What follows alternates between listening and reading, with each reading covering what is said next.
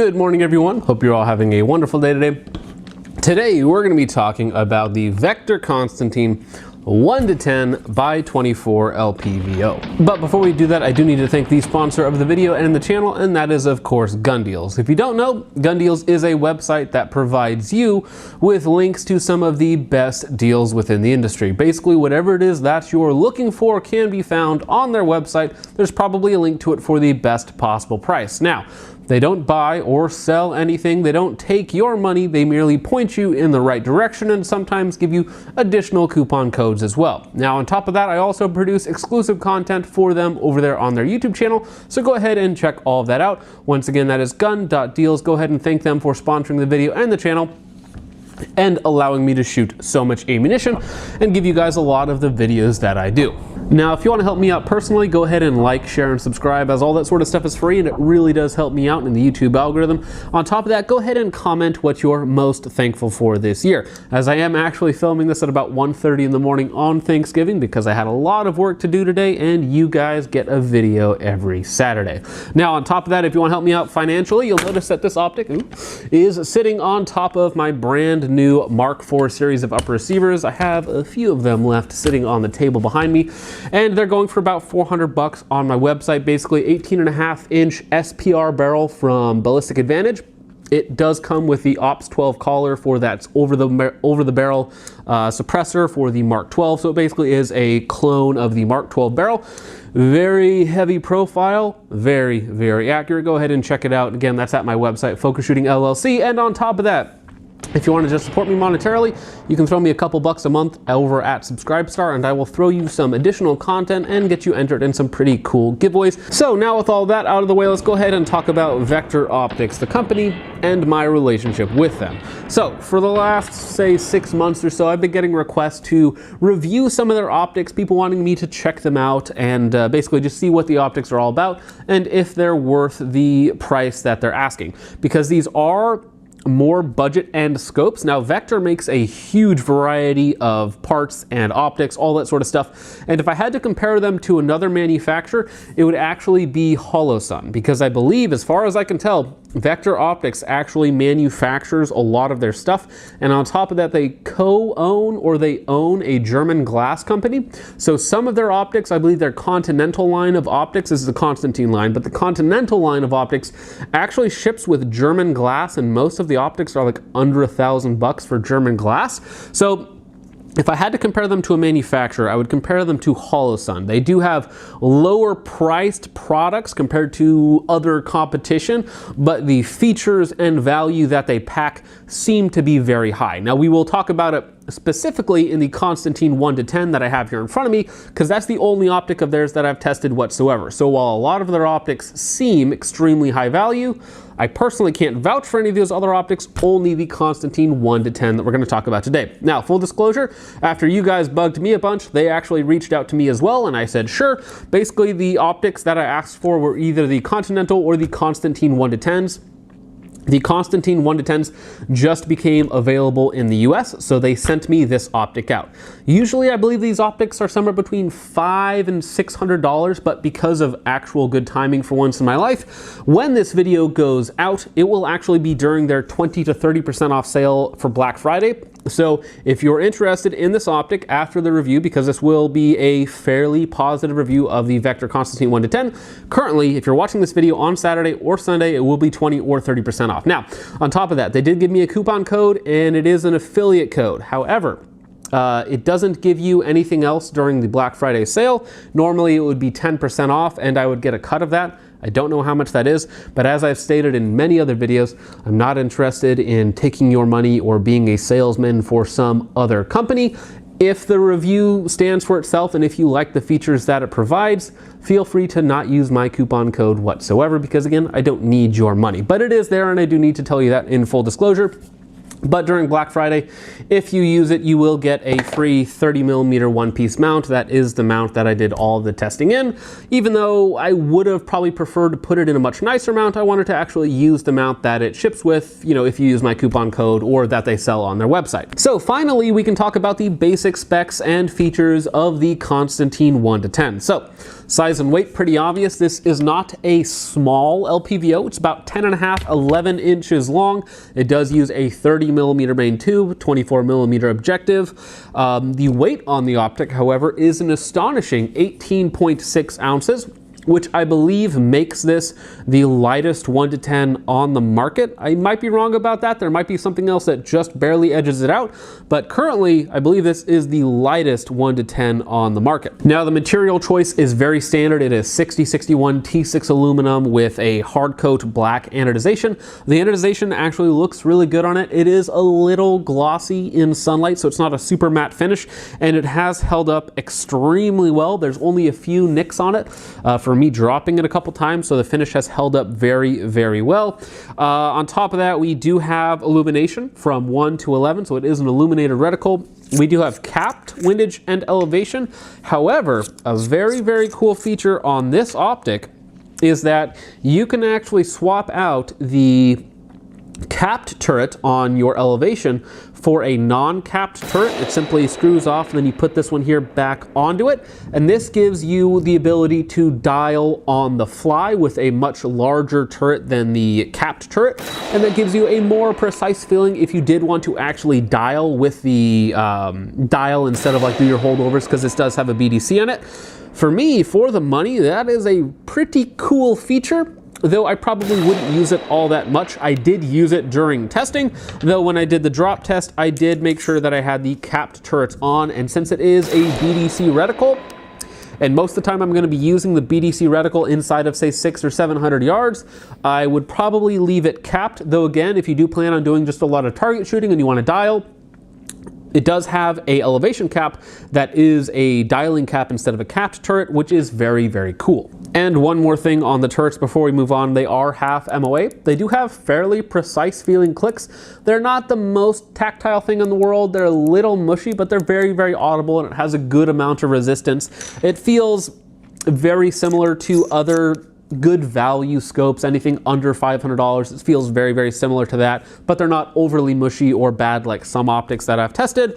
And that about does it for the windage, elevation, and illumination. The illumination does not have an offsetting. It basically goes from 0 to 11, and you can completely rotate it. So most of the time when I'm outdoors, I'm going to be using it on 11. We'll talk about the illumination a little bit later, but it is pretty decent and definitely daylight usable. It's not like daylight bright like a red dot bright, but it is fairly bright and works very well for drawing your eye into the reticle, which is also very good, which we'll talk about in just a minute.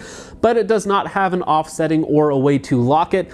Not really a big deal, but that is something that I have seen on other optics in a similar price point. Now, moving back from the turrets and the illumination, we of course have our magnification ring. It is a very smooth 180-degree throw. It is a little tight, but fortunately they included a integrated throw lever, very, very similar to the Strike Eagle Gen 2 series if you're used to that or you've seen that. It is a thread-in throw lever, so if you want to make sure that that thing never moves, go ahead and add a drop of red Loctite or your favorite brand of thread locker, and it will hold it in place just fine. Moving back from there, we of course have our very standard rear diopter, which has a good amount of resistance. It's very, very smooth, which is a good thing. You do want to have some resistance on your diopter because of course you're setting this reticle to your eyes, which is very, very important. Everybody's eyes are a little bit different, so you want to make sure that that doesn't move accidentally and then you bring it up and then the reticle is all blurry. That could really throw you off. So that about does it for the basics. Overall, it does everything pretty well. It does have an integrated throw lever, which is something that I like to see on every LPVO that I test. If it doesn't have an integrated throw lever and it doesn't include an external throw lever, it's a pretty big miss, especially when you're asking, you know, $400 or $500 for the optic. Now, on top of that, 1 to 10 in a large package, not overly large, but it is a little bit of a large, long LPVO, but it's still fairly lightweight at 18.6 ounces. So overall, for the exterior, while it is very, very simple, I think that it does everything that you need it to do.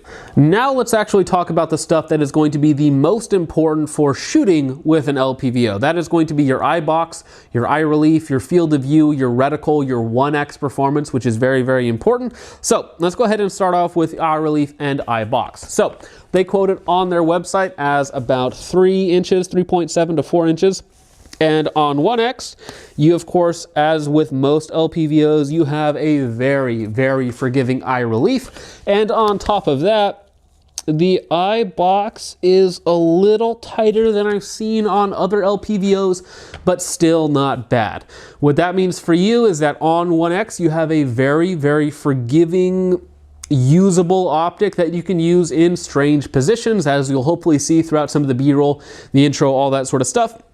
You can make it work in weird positions. Is it as fast or as intuitive as a red dot?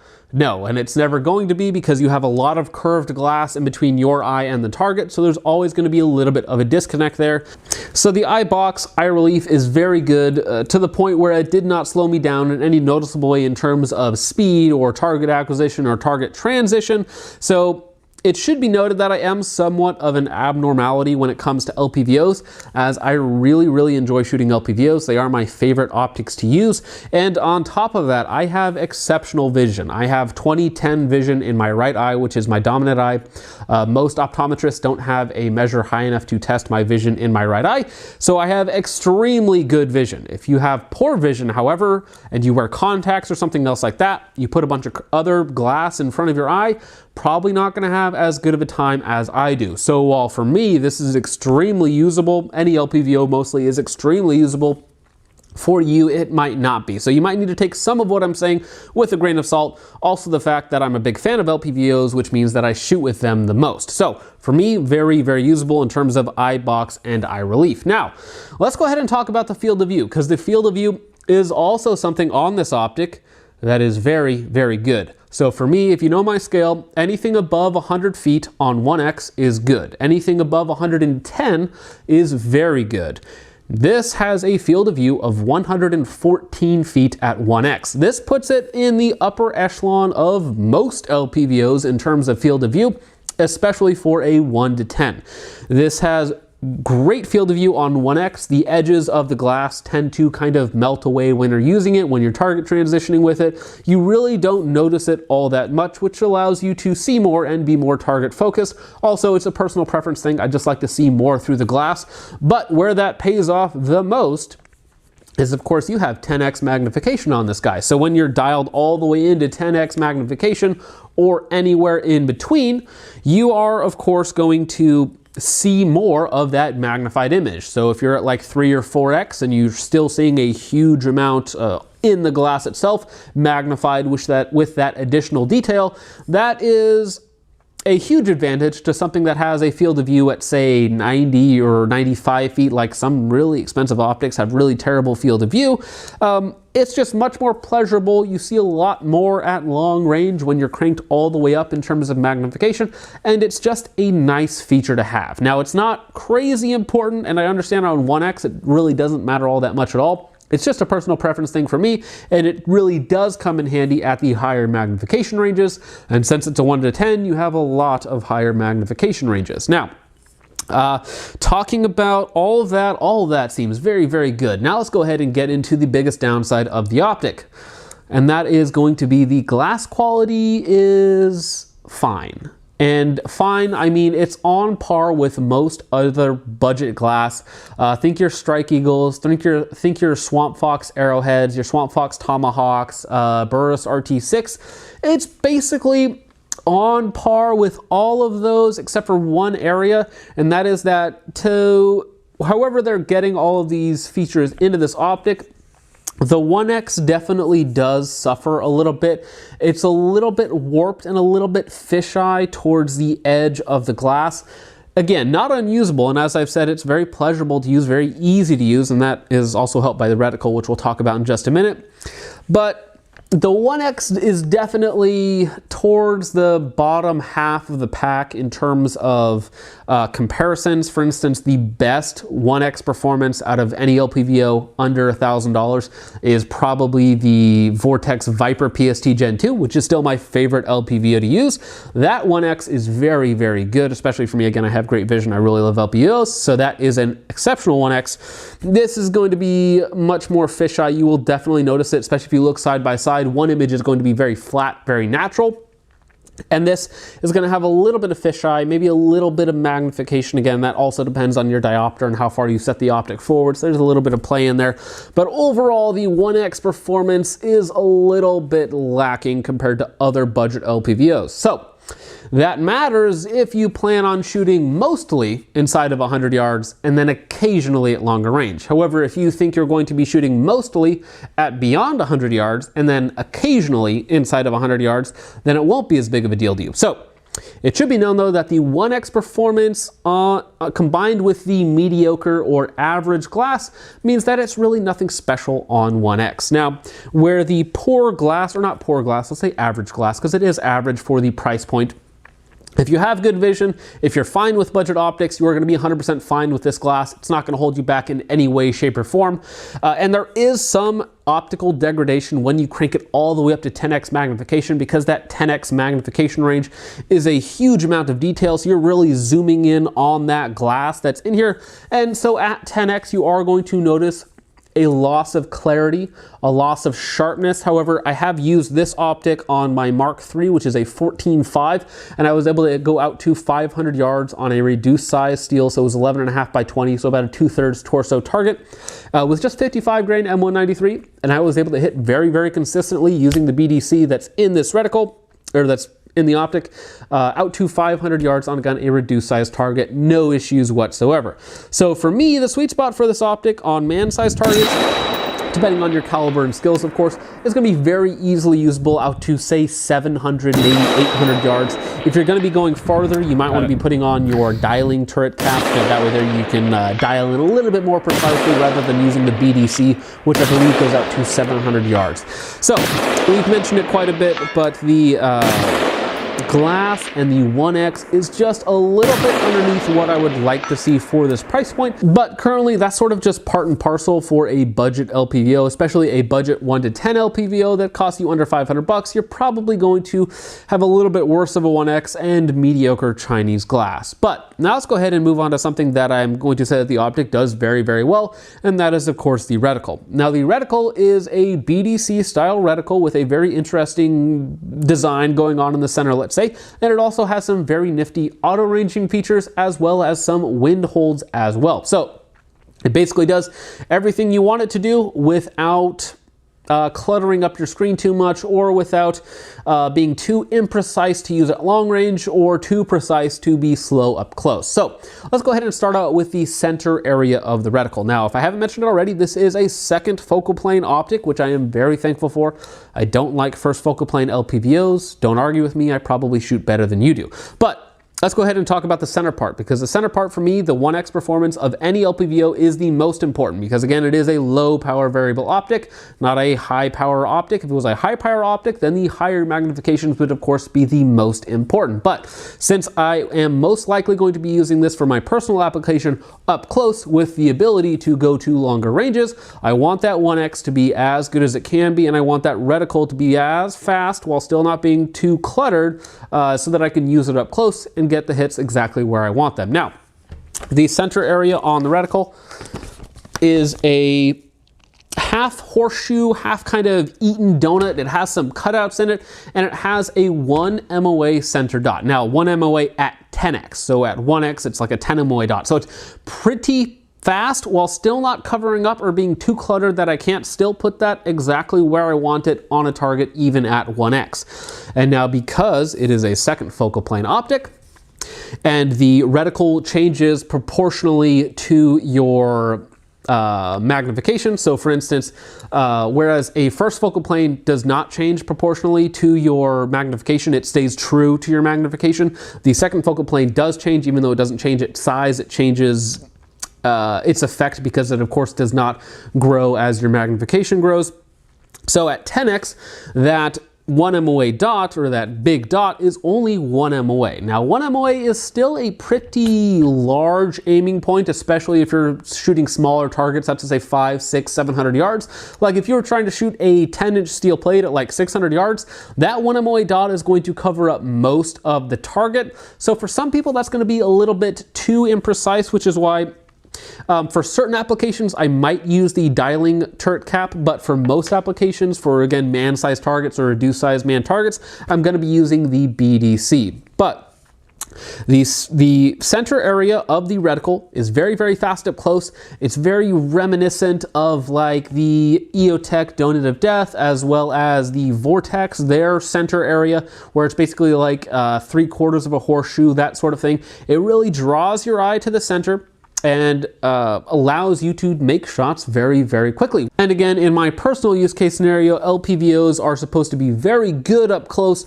with the ability to stretch out longer when I need it, or just to get more positive identification on target. Because again, 1x, even if you're shooting at say 50, 75 yards, if you might not be able to tell exactly what's going on, if there are multiple targets in an enclosed environment, let's say, you might want a little bit extra magnification, a little bit more clarification on exactly what's going on before you pull the triggers. So overall, the center area of the Constantine 1-10 is actually my favorite reticle on any LPVO that I've used, even better than the Vortex Viper. Now, the Viper is better because it has fiber optic illumination, which means that that center dot gets fire bright, whereas this gets daylight bright to where I can see it, and it helps draw my eye to the center, and it's definitely very, very usable in like low light scenarios, that sort of thing. But it's not going to be that true fire hot, red dot bright, daylight bright illumination that you're going to get in like the Viper, the Razor HD, and other very, very high-end optics. So the reticle design is my favorite out of any LPVO that I've used. The illumination is a little subpar. And again, I like illumination. Some people don't. Some people say you don't need it. And overall, even without illumination, because it is a big, very, very easy to pick up reticle, the center area of the reticle, for me, on 1x performance, it is one of the fastest and my favorite LPVO reticle, currently at least in the center section. Now let's go ahead and talk about the rest of the reticle. Now I have my phone out right now, so I have a diagram in front of it so I can kind of describe it to you, because it is fairly complicated. There's a lot of cool stuff going on. So it is, of course, a BDC reticle. So I believe the BDC for 5.56 goes out to 800 yards, or 700 or 800 yards, depending on how many lines there are. The only thing about them is they're not marked, but that would just be more clutter in the screen. So again, as long as you know what your holds are for a given distance, you're gonna be just fine. Now, I took this on a 14.5 out to 500 yards on, again, a reduced size man target. No problems whatsoever. The BDC lined up very well for me. However, it's going to depend again on your ammunition, your gun, caliber, all that sort of fun stuff, biometrics for that day.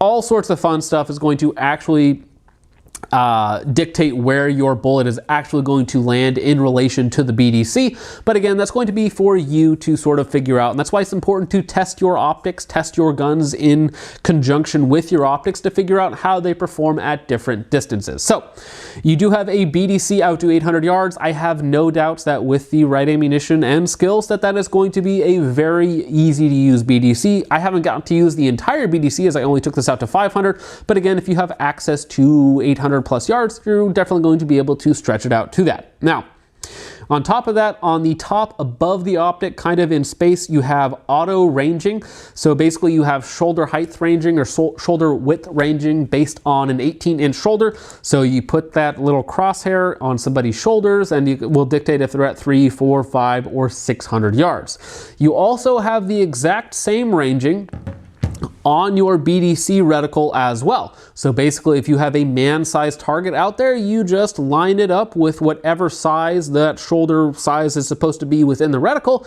and that's what distance your target is at. So let's say you're trying to figure out how far somebody is away.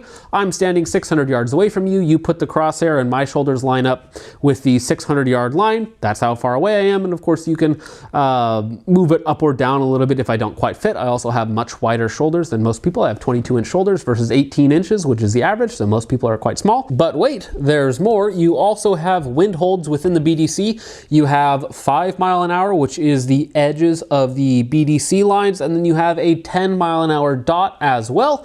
So you have wind holds within your BDC. I believe, again, they're calibrated for 55 grain 5.56. I could be wrong about that, and that should be listed in their description of the optic. The only other thing that I know of for a ranging feature is that the center area of that inner circle is 8 MOA at 10x, which at 100 yards, it should perfectly fit a human head inside of it.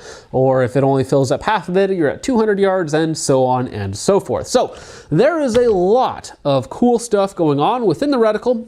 And for my very simple testing, it was very accurate out to 500 yards. I haven't tested it in crazy high wind conditions, or at least full value. I was in high winds at the time, but it wasn't really going left to right. It was like coming across my shoulder at a weird angle. But it has a ton of features packed into the reticle. Now, all those cool features, all the things that I like about it don't matter if the optic fails, or it breaks, or it doesn't hold zero. So now let's go ahead and talk about testing. So the testing of this optic, currently we're at about 1,500 rounds.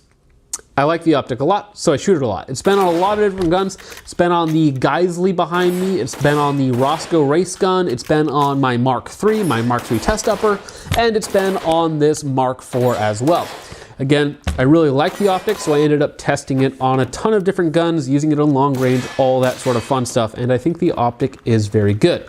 So, a little bit of a spoiler alert, it passed the durability testing with flying colors. So, all the optics that I test, or nearly all the optics that I test, get a double drop test, and this optic was no different. So the double drop test is 2 shoulder height drops, from, again, shoulder height for me, which is about 5'9", so I'm not particularly tall, but still onto dirt and rocks to see if it maintains zero. 1 drop on the top of the optic, and then 1 drop on the side of the optic. I have had optics more expensive bend and break during these tests. I've had cheap optics pass with flying colors, and there's always going to be a little bit of variation in how it lands and all that sort of other fun stuff. It's not really a scientific test, it's just a redneck test to see how well the optic is going to perform if it has a sharp impact. It doesn't necessarily have to be a drop, it can be any sort of sharp impact that we're simulating, but it's basically how well do the internals hold up. Is it going to fail on you? Is it going to bend on you? Is the zero going to shift way off paper? Now, we were using the Mark IV as the test upper, which is again personally assembled by me, that are available on my website. And we shot a 5-round control group, which was very, very good at about 3/4 of an inch. We then did a double drop test. Then after the double drop test, we go ahead, we put in 5 more rounds, and we shot 10 rounds within an inch of each other, or just over an inch. So 10 rounds and just over an inch at only 50 yards. And also the shift in zero was 1 MOA or less. Now, 1 MOA or less for me is very, very good. There was no major shift in zero whatsoever. That would still keep you on man-sized targets out to 600 yards after 2 shoulder height drops. And again, I have seen other more expensive optics fail this and have more shift than that after the same amount of drops, or even lighter drops sometimes. And it's also worth mentioning that it was tested in their very budget scope. Now, the scope itself, or the scope mount, I should say, sorry, is a kind of a carbon copy of the Geisley Super Precision, and it's actually set up fairly well. I torqued the cross bolts down to 50 inch-pounds, and then the top bolts down to 18 inch-pounds, and that yielded very, very good results. Again, essentially maintaining zero over 10 rounds, putting 10 rounds in an under 2 MOA group. That's with just 55 grain ball ammunition.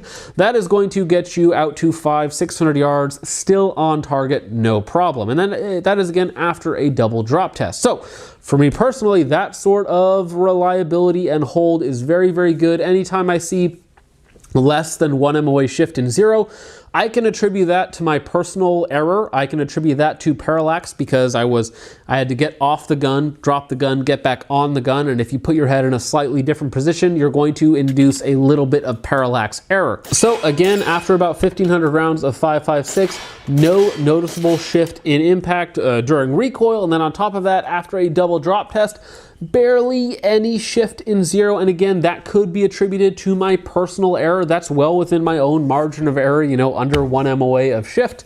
Could be parallax, could be a variety of things, but overall the scope did an exceptional job. Nothing bent, nothing came loose. It's barely marred up over some fairly hard use. I don't really treat my stuff all that well.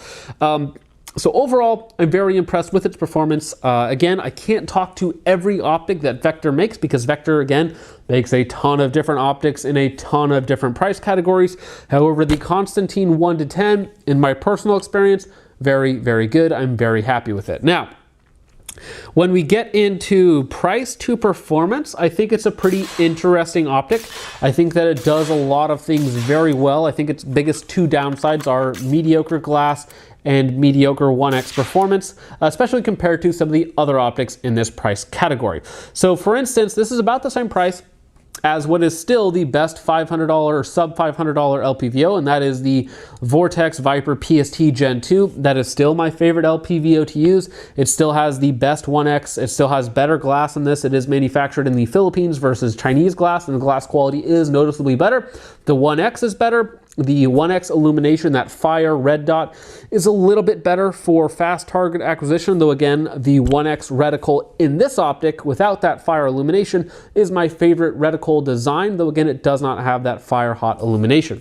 But when you compare it to other optics like the Swamp Fox Arrowhead 1-10, 1-10 is at the Arrowhead 1-10 actually has very, very similar style of features. It's a little bit heavier. It has non-capped turrets. It's maybe aesthetically a little bit more pleasing, a little bit less simple looking. The illumination was about the same, decent illumination. The reticle though was definitely a little bit worse on the Arrowhead. So dollar for dollar, this is going to be very, very close to the Arrowhead again, depending on your personal preferences. So I am going to say that this is a high value LPVO. However, you got to think about whether or not it fits your specific application. Do you need a 1-10 LPVO? For most people, the answer is probably going to be no. They're going to be better suited off with a red dot magnifier, or a 1-6 LPVO, because there is a wide proliferation of very, very good 1-6 budget LPVOs on the market. However,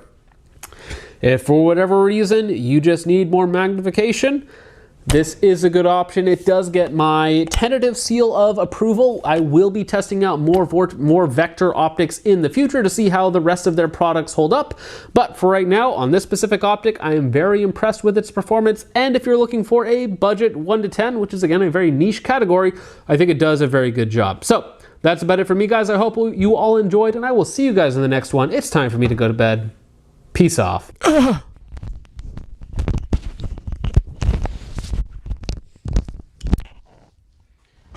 What is the time? It's 1:54. I've been recording for almost an hour. Battery is flashing. This is my third battery that I've gone through. You guys are welcome. Sip.